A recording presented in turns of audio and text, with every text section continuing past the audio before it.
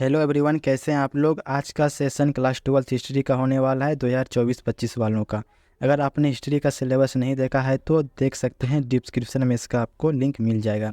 यह हिस्ट्री का पहली क्लास है और सबसे इम्पोर्टेंट चैप्टर भी है। भाग 1 में कुल 4 चैप्टर हैं और सबसे इम्पोर्टेंट चैप्टर आपका यही है। तो चलिए समझते हैं एक एक टॉपिक को आसान भाषा में, और आपको इसी वीडियो में ऑब्जेक्टिव एंड सब्जेक्टिव क्वेश्चन भी कराया जाएगा। तो थोड़ा लंबा वीडियो हो सकता है, लेकिन अगर आप पूरा वीडियो देखते हैं तो आपको ऑफलाइन कोई भी क्लास करने की ज़रूरत नहीं पड़ेगी। तो चलिए सेशन को स्टार्ट करते हैं। तो पहले देखते हैं टॉपिक कौन कौन सा है। ठीक है, पहले देखते हैं चैप्टर का नाम क्या है। तो ईंटें, मनके तथा अस्थियाँ। ठीक है, चैप्टर का नाम है ईंटें तथा मनके अस्थियाँ। पहला टॉपिक है सभ्यता किसे कहते हैं। दूसरा है विश्व की मुख्य सभ्यता कौन सी है। तीसरा है हड़प्पा सभ्यता की खोज, इसके बारे में पढ़ना है। और फिर हड़प्पा सभ्यता की भौगोलिक विशेषताएं, क्या क्या विशेषताएं थी। फिर हड़प्पा सभ्यता में कृषि, पशुपालन, शिकार कैसे किया जाता था, उसके बारे में पढ़ना है। ठीक है, फिर है मोहनजोदड़ो के बारे में पढ़ना है। ये सारे इसी वीडियो में आपको टॉपिक मिलेगा। ठीक है, नेक्स्ट है कि मोहनजोदड़ो की विशेषताएं, मोहनजोदड़ो की विशेषता के बारे में पढ़ना है। और दुर्ग और निचला शहर, इसके बारे में भी पढ़ना है। माल गोदाम यानी कि जो अनाज रखने का घर होता था, उसके बारे में पढ़ना है। विशाल स्नानागार, इसके बारे में पढ़ना है। सड़कें के बारे में पढ़ना है। जल निकास प्रणाली के बारे में पढ़ना है। भवन निर्माण, इसके बारे में भी पढ़ना है। और मोहर और मुद्रांकन, ये सभी के बारे में पढ़ना है इस वीडियो में। तो बने रहे वीडियो के एंड तक। देखिए, मोहर और मुद्रांकन अन्य क्षेत्रों से मंगाए जाने वाले कच्चा माल, यानी कौन कौन सी सामान हड़प्पा सभ्यता में मंगाई जाती थी, उसके बारे में पढ़ना है। हड़प्पा की लिपि के बारे में पढ़ना है। धार्मिक समानताएं के बारे में पढ़ना है। हड़प्पा सभ्यता का पतन कैसे हुआ, उसके बारे में पढ़ना है। कनिंघम कौन थे, उसका भ्रम क्या था, इसने क्या भूल की, ये सारे टॉपिक आपको इस वीडियो में मिल जाएगा। ठीक है, तो चलिए स्टार्ट करते हैं। इससे पहले आज हिस्ट्री का फर्स्ट क्लास है, तो कुछ हिस्ट्री के बारे में जान लेते हैं। देखिए, हिस्ट्री जो ग्रीक शब्द का हिस्टोरिया से लिया गया है, यानी कि हिस्ट्री शब्द हिस्टोरिया से लिया गया है, जिसका अर्थ वास्तविक रूप होता है कि घटित होने वाला तत्व, यानी कोई भी चीज़ जो घटित होता है उसके बारे में। ठीक है, और आसान भाषा में कह सकते हैं कि इतिहास वह समय है जो बीत चुका है, लेकिन इस बीते समय में कुछ घटित प्रमाण लिखित और मौखिक रूप से उपलब्ध हैं, अर्थात इतिहास में घटित घटनाओं का विवरण मिलता है। ठीक है, आप लोग समझ गए कि इतिहास किसे कहते हैं।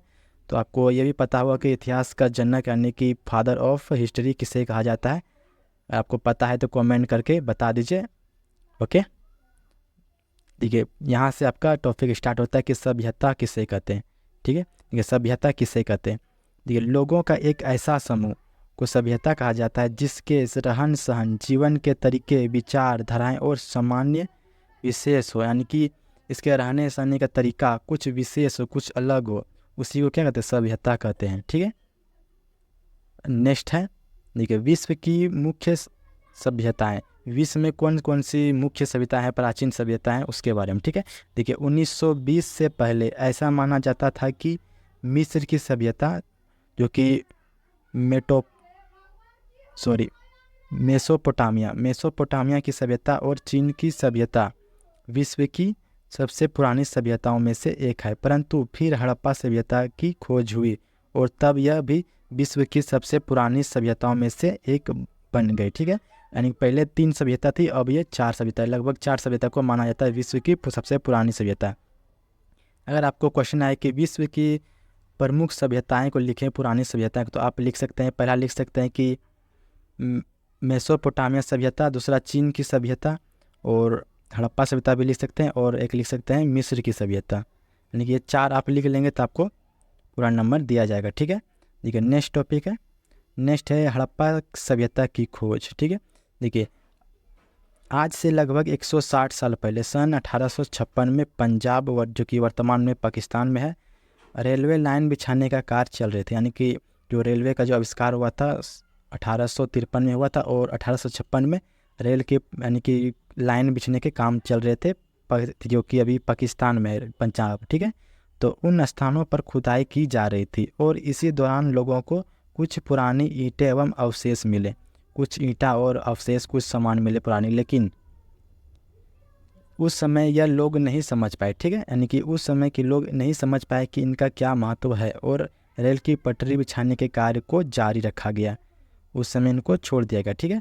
फिर बात आती है सन 1861 में कोलकाता में भारतीय पुरातत्व विभाग की स्थापना की गई। देखिए पुरातत्व का विभाग क्या होता है, देखिए समझते हैं। देखिए पुरातत्व विभाग वह संस्था है जो एक देश के इतिहास से संबंधित जानकारियों की जांच से करता है, यानी जो कि इतिहास की जो जानकारी है उसकी जांच करता है, यानी किसी पुरानी चीज़ की वो जांच करता है, कितने वर्ष के पुराने हैं, ये कहाँ से आए थे, क्या मतलब उसके बारे में जांच करता है, ठीक है। इसके पहले डायरेक्टर जनरल कनिंघम थे, अलेक्जेंडर कनिंघम थे, ठीक है। इसके बाद जॉन मार्शल 1902 में पुरातत्व विभाग के डायरेक्टर बने, यानी कि अलेक्जेंडर के बाद जॉन मार्शल इनका डायरेक्टर बने, ठीक है।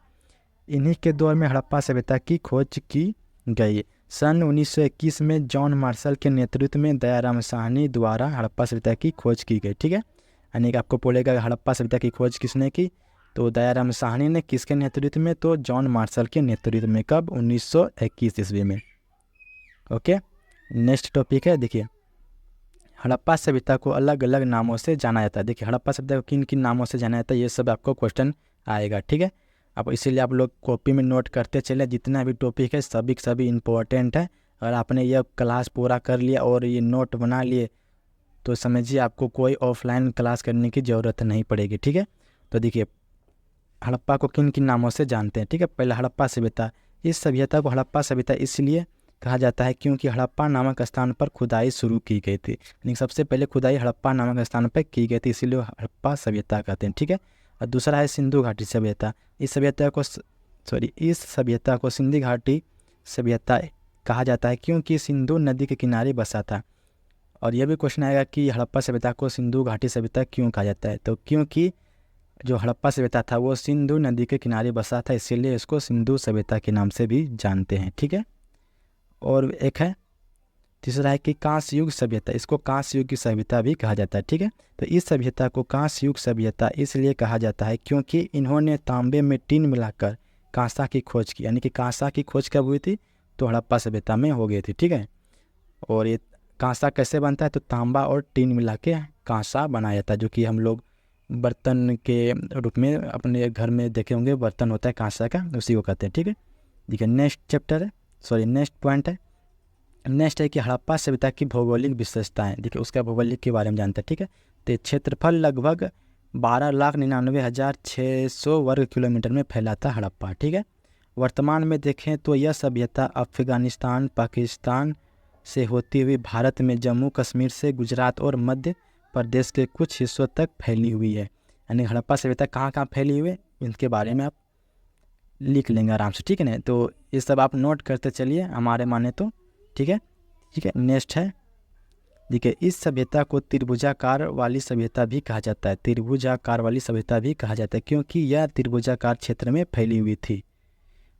मेसोपोटामिया और मिस्र की सभ्यता हड़प्पा सभ्यता की समकालीन सभ्यता है, यानी कि यह सभी जो कि सभ्यता है विश्व में एक ही समय पर थी। यानी जो मेसोपोटामिया सभ्यता है और मिस्र की सभ्यता है और हड़प्पा सभ्यता है, ये सभी सभ्यता एक ही साथ में थे पहले के ज़माने में, ठीक है।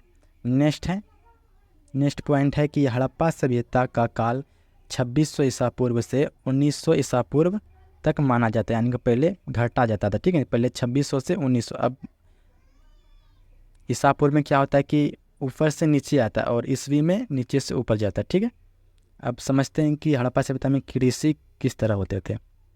देखिए कृषि की बात करें तो हड़प्पा सभ्यता के लोग मुख्य रूप से गेहूँ, जौ, दाल, बाजरा, सफ़ेद चना आदि उगाते थे, ठीक है। सिंचाई के लिए नहरों एवं कुआं का प्रयोग करते थे। ये सब प्रश्न आपको देखने को मिलेगा एग्जाम में डायरेक्ट, और सबसे आसान है हिस्ट्री हमारे माने तो, ठीक है। देखिए हड़प्पा की मोहरों में बैल की जानकारी मिलती है, यानी जो कि हड़प्पा के जो मोहर थे उसमें बैल की यानी कि चित्र मिले थे।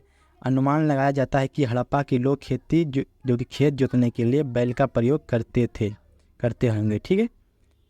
तो आप कृषि के बारे में बोले लिखने के लिए तो आप लिख लेंगे, उम्मीद है। नेक्स्ट पॉइंट है कि हड़प्पा सभ्यता के लोग लकड़ी और पत्थर के बने औजार का प्रयोग फसल काटने के लिए करते थे, यानी कि फसल काटने के लिए लकड़ी एवं पत्थर का औजार यानी कि हथियार का प्रयोग करते थे हड़प्पा सभ्यता के लोग, ठीक है। अब फिर नेक्स्ट पॉइंट है कि पशुपालन, यानी कि पशुपालन करते थे क्या नहीं करते थे। देखिए हड़प्पा स्थलों में मवेशी, भेड़, बकरी, भैंस तथा सूअर जैसी जानवरों की हड्डियां प्राप्त हुई है, जिससे पता चलता है कि यह लोग इन जानवरों को पालते होंगे। ठीक है, नेक्स्ट है शिकार। देखिए यहाँ पर मछली, पक्षियों एवं जंगली जानवरों की हड्डी भी मिली है। इससे अनुमान लगाया गया है कि हड़प्पा के निवासी जानवरों का मांस भी खाते थे या खाते होंगे। ठीक है, नेक्स्ट पॉइंट है देखिए मोहनजोदड़ो। अब मोहनजोदड़ो के बारे में समझते हैं। देखिए मोहनजोदड़ो हड़प्पा सभ्यता के दो मुख्य शहरों में से एक था, यानी हड़प्पा सभ्यता में एक हड़प्पा, दूसरा मोहनजोदड़ो, ये दो शहर थे बहुत बड़े। ठीक है, नेक्स्ट है मोहनजोदड़ो की विशेषताएं। देखिए यह हड़प्पा सभ्यता की सबसे मुख्य शहरों में से एक थे। दूसरा लिखना है आधुनिक पाकिस्तान के लरकाना ज़िले में स्थित है, यानी कि मोहनजोदड़ो कहाँ है अभी, वो है अभी पाकिस्तान के लरकाना ज़िले में। ठीक है, इसका क्षेत्रफल लगभग 125 हेक्टेयर है। तो आपको अगर मोहनजोदड़ो की विशेषताएं लिखने आए तो आप ये 3 पॉइंट लिख सकते हैं। ओके, नेक्स्ट है मोहनजोदड़ो में नगर को मुख्य रूप से 2 भाग में बांटे गए, यानी मोहनजोदड़ो के अंदर भी 2 नगर थे, 2 शहर थे। ठीक है, नेक्स्ट पॉइंट है कि माल गोदाम अन्नागृह, यानी कि जो अनाज रखने का जो घर होता है उसी को गोदाम कहते हैं, अभी भी कहते हैं हम लोग। ठीक है, तो देखिए यह एक बड़े आकार का गोदाम होता था जिसमें अनाज को रखा जाता था। आपसे प्रश्न पूछे कि अन्नागृह क्या है, तो आप ये कह सकते हैं कि एक ऐसा घर जिसमें अनाज रखा जाए उसी को अन्नाघर कहते हैं। ठीक है, नेक्स्ट है विशाल स्नानागार, यानी कि विशाल स्नानागार। ठीक है, तो दुर्ग पर बहुत बड़े बड़े स्नानागार अवशेष मिले हैं। इसका आकार 12 मीटर लंबा, 7 मीटर चौड़ा और लगभग 2.4 गहरा था। इसके चारों ओर बरामदे होते थे, यानी कि बरामदा बने हुए थे। ठीक है, स्नानागार को भरने के लिए कुआं का प्रबंधक था, यानी इसके जो पानी भरा जाता था वो कुआं से भरा जाता था। ठीक है, ऐसा माना जाता है कि इसका प्रयोग धार्मिक अनुष्ठानों के लिए, विशेष अवसरों पर नहाने के लिए किया जाता था। और इसका उपयोग जैसे हम लोग छठ पर्व करते हैं तो एक तालाब के यानी कि किनारे करते हैं, सेम उसी तरह ये लोग भी करते होंगे। नेक्स्ट है मोहर और मुद्रांकन। देखिए मोहर और मुद्रा अंकन का प्रयोग भेजी गई वस्तुओं की सुरक्षा के लिए किया जाता है। उदाहरण के लिए अगर कोई सामान एक जगह से एक थैली में डालकर कहीं दूर भेजा गया, उसके मुंह को रस्सी से बांध दिया जाता था और उसी रस्सी पर गीली मिट्टी लगाकर मोहर की छपाई की जाती, यानी कि छपाई की जाती। देखिए मोहर यानी क्यों लगाया जाता है, पहले जैसे आपने KGF मूवी में देखा हुआ कि जो सोने के पेटी होता है उसमें एक मोहर लगा हुआ रहता है और उन लोग मोहर देख के पहचान लेते हैं कि ये कहाँ का सामान है और किसका है। तो मोहर की पहचान उस आदमी से होती थी, यानी कि उससे पता चलता था कि ये एक मोहर यानी कि किसका सामान है, कहाँ से आया है। ठीक है, तो इसलिए मोहर का प्रयोग किया जाता था पहले।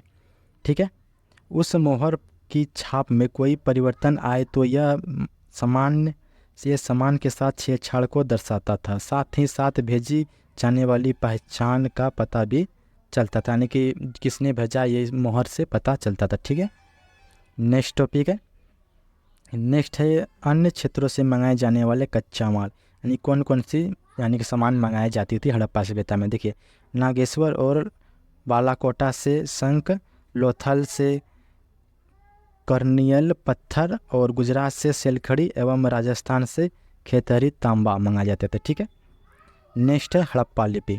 देखिए हड़प्पा लिपि की बात करें तो हड़प्पा की लिपि एक चित्रात्मक लिपि थी, यानी कि चित्र से बने हुए लिपि थी। ठीक है, इसमें लगभग 375 से 400 के बीच चिन्ह थे। 300 से 400 के बीच यानी कि उसमें चिन्ह थे, बने हुए थे चित्र। इसे दाएं से बाएं लिखी जाती थी, यानी कि इस तरह से इधर लिखे जाते थे। जैसे हम लोग से उर्दू में लिखते थे इस तरह से इधर लिखते थे, हिंदी में हम लोग इधर से लिखते हुए इधर जाते हैं, यानी कि दाएं से बाएं आते हैं उर्दू में और बाएं से दाएं जाते हैं हिंदी में लिखते हुए। ठीक है, तो हड़प्पा की लिपि यहाँ क्या थी, तो वो दाएं से बाएं लिखी जाती थी। ठीक है, इस लिपि को आज तक पढ़ा नहीं जा सका, इसलिए इसे रहस्यमय लिपि कहा जाता है। रहस्यमय लिपि कहता है, इसको कोई अभी तक नहीं समझ पाया है। ठीक है, देखिए हड़प्पा सभ्यता का पतन, हड़प्पा सभ्यता का पतन कैसे हुआ, ठीक है, उनको देखते हैं। ठीक है, देखिए ऐसा माना जाता है कि हड़प्पा सभ्यता का अंत किसी प्राकृतिक आपदा के कारण हुआ है। आपका कोई प्रश्न बनता है कि हड़प्पा सभ्यता का पतन कैसे हुआ, ये सब प्रश्न आपको आएंगे ही आएंगे। ठीक है, तो आपको लिखना है, पहले लिखने भूकंप के कारण हो सकता है उसका पतन हुआ, या फिर सिंधु नदी के रास्ता बदलाव, यानी कि जो नदी का रास्ता बदल गया हो जिससे कि बाढ़ आने के कारण भी इसका पतन हो गया हो, या फिर जलवायु परिवर्तन के कारण हुआ हो, या फिर वनों की कटाई के कारण, या फिर आर्यों का आक्रमण, या फिर कोई आक्रमण किया हो, इसके कारण पतन भी हो सकता है। ठीक है, नेक्स्ट टॉपिक है कनिंघम ने क्या भूल की। देखिए कनिंघम कौन थे, तो आपको शुरू में ही पढ़े होंगे। देखिए उन्हें लगा कि हड़प्पा सभ्यता कोई बड़ी सभ्यता नहीं। जब उनको अवशेष मिले, ईंट मिले, तो उनको लगा कि ये कोई बड़ी सभ्यता नहीं है बल्कि छोटी सभ्यता है। ठीक है, तो हड़प्पा की मोहर समझने में असफल रहे। कनिंघम क्या करे, तो जो कि मोहर थी हड़प्पा की, उनको समझने में असफल रहे। नेक्स्ट है कि हड़प्पा काल निर्धारित करने में असफल रहे, इसका काल भी निर्धारित नहीं कर पाए कि ये कब से कब तक का काल था। और नेक्स्ट है कि उन्होंने हड़प्पा अवशेष को वैदिक काल से जोड़कर देखा, जबकि यह उससे भी पुराना था। और कनिंघम का कहना था कि यह वैदिक काल का सभ्यता हो सकता है, लेकिन यह क्या थी, उससे भी पुरानी सभ्यता थी। ठीक है, उन्हें केवल लिखित प्रमाण पर विश्वास किया, जिस वजह से वह गलती कर बैठे। ठीक है, ये सब टॉपिक आपको लिख देना है। नेक्स्ट है, देखिए नेक्स्ट क्वेश्चन आता है सब्जेक्टिव प्रश्न। ठीक है, ये आपका टॉपिक हुआ ख़त्म, और आपको आता है प्रश्न। अगर आपने ऊपर में जितने भी टॉपिक थे उसको अच्छे से अगर पढ़ लेंगे तो आपका कोई भी प्रश्न आएगा इस चैप्टर से आपका नहीं छूटने वाला। ठीक है, देखिए प्रश्न क्या कहता है कि हड़प्पा सभ्यता की जानकारी सबसे पहले किसने दिया और इसका नाम हड़प्पा सभ्यता क्यों पड़ा। देखिए हड़प्पा सभ्यता के बारे में सबसे पहले जानकारी दयाराम साहनी ने 1921 ईस्वी में दिया, तथा हड़प्पा सभ्यता की खोज सबसे पहले कहाँ पे हुई थी, तो दयाराम साहनी ने हड़प्पा नामक स्थान पर किया, और इसके बारे में सबसे पहले जानकारी हड़प्पा नामक स्थान से मिला था, इसीलिए इसी को हड़प्पा सभ्यता कहा जाता है। कितना इतना इजी प्रश्न है, अगर आपने ऊपर वाले जो टॉपिक उसको ध्यान से पढ़े होंगे तो ये सब क्वेश्चन आपको इजीली बना लेंगे। ठीक है, इसीलिए आपको नेक्स्ट प्रश्न है हड़प्पा सभ्यता को सिंधु घाटी सभ्यता क्यों कहा जाता है। देखिए हड़प्पा सभ्यता को सिंधु घाटी सभ्यता इसलिए कहा जाता है क्योंकि यह सभ्यता सिंधु नदी के किनारे बसी हुई थी, और हड़प्पा वासी ज़्यादातर अपने व्यापार एवं खेती इसी नदी के सहायता से किया करते थे। इसीलिए हड़प्पा सभ्यता को सिंधु घाटी सभ्यता के नाम से भी जाना जाता है। ठीक है, नेक्स्ट प्रश्न, नेक्स्ट है कि हड़प्पा सभ्यता की विशेषता क्या थी। हड़प्पा सभ्यता की विशेषता लिखना। ठीक है, पहला विशेषता है कि हड़प्पा सभ्यता भारत की एक महान प्राचीन सभ्यता है। नेक्स्ट दूसरा है कि यह कांस्य युग की सभ्यता थी। ठीक है, यहाँ पे कांसा का यानी कि खोज हुई थी। ठीक है, और अगला पॉइंट है कि यहाँ के लोग ज़्यादातर व्यापार करते थे। ये सारे पॉइंट आपको लिख देना हड़प्पा सभ्यता की विशेषता के बारे में। ठीक है, नेक्स्ट है ऑब्जेक्टिव प्रश्न। देखिए हड़प्पा सभ्यता की खोज कब हुई थी, ये सब प्रश्न आपको पूछा जाएगा इजीली। ठीक है, देखिए आपको आंसर होगा, ऑप्शन इसमें नहीं है बल्कि आंसर दिया गया डायरेक्ट। ठीक है, देखिए हड़प्पा सभ्यता का खोज 1921 ईस्वी में दयाराम साहनी के द्वारा किया गया था। ठीक है, नेक्स्ट है कि मोहनजोदड़ो की खोज कब की गई थी। हड़प्पा और मोहनजोदड़ो अलग है और इसमें आपको कन्फ्यूज हो सकते हैं। ठीक है, तो हड़प्पा की खोज 1921 में दयाराम साहनी के द्वारा, और मोहनजोदड़ो की खोज 1922 में रखालदास बनर्जी के द्वारा। ठीक है, यानी कि हड़प्पा पहले खोज हुई थी उसके बाद मोहनजोदड़ो की। ठीक है, नेक्स्ट प्रश्न है कि हड़प्पा सभ्यता किस नदी के किनारे बसा हुआ था। हड़प्पा सभ्यता जो बसा हुआ था वो के किनारे बसा था। नेक्स्ट है कि मोहनजोदड़ो किस नदी के किनारे बसा था, ये था सिंधु नदी के किनारे। ठीक है, नेक्स्ट प्रश्न, नेक्स्ट है हड़प्पा एवं मोहनजोदड़ो के बीच की दूरी कितनी थी। यानी हड़प्पा एक क्या था, शहर था, और मोहनजोदड़ो भी एक शहर था। ठीक है, इन दोनों के बीच की दूरी कितनी थी, तो 670 किलोमीटर था, 670 किलोमीटर। ओके, नेक्स्ट प्रश्न है कि मोहनजोदड़ो का अर्थ क्या होता है। देखिए मोहनजोदड़ो का अर्थ होता है कि मृतकों का टीला, यानी कि जो मरा हुआ होता है उसमें, यानी इसमें क्या हड्डी वगैरह इनके मिला था, तो इसी को क्या था, मृतकों का टीला कहा जाता था मोहनजोदड़ो को। ठीक है, नेक्स्ट है विशाल स्नानागार मिला कहाँ पे, तो ये मिला था मोहनजोदड़ो में। ठीक है, नेक्स्ट प्रश्न है कि मोहनजोदड़ो निवासी किस भगवान की पूजा करते थे, वो करते थे पशुपति की। नेक्स्ट है हड़प्पा सभ्यता कैसी सभ्यता है? देखिए हड़प्पा सभ्यता एक शहरी सभ्यता है, हो जाएगा बिल्कुल राइट आंसर। एंड नेक्स्ट है हड़प्पा मोहर पर कनिंघम की रिपोर्ट कब प्रस्तुत की गई है? जो हड़प्पा मोहर पर कनिंघम का रिपोर्ट कब प्रस्तुत की गई, तो वो तो प्रस्तुत की गई थी लगभग 1875 में, ठीक है, कहीं कहीं आपको 74 भी देखने को मिलेगा।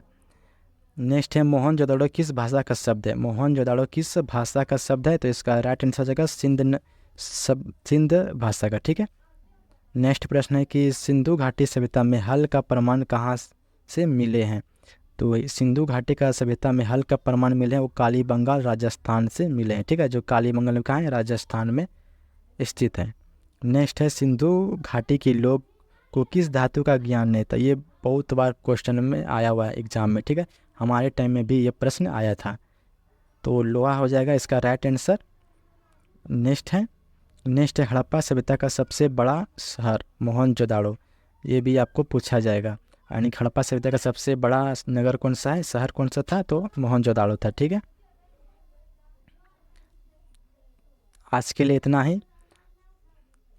चैप्टर नंबर 2 आपको कल कराया जाएगा, उसमें भी आपको पूरा डिटेल यानी ऑब्जेक्टिव एंड सब्जेक्टिव के साथ कराया जाएगा। तो बने रहे हमारे चैनल पर। अगर आप चैनल पर नए हो तो चैनल को सब्सक्राइब कर लें और दोस्तों को भी शेयर कर सकते हैं। मिलते हैं नेक्स्ट वीडियो में।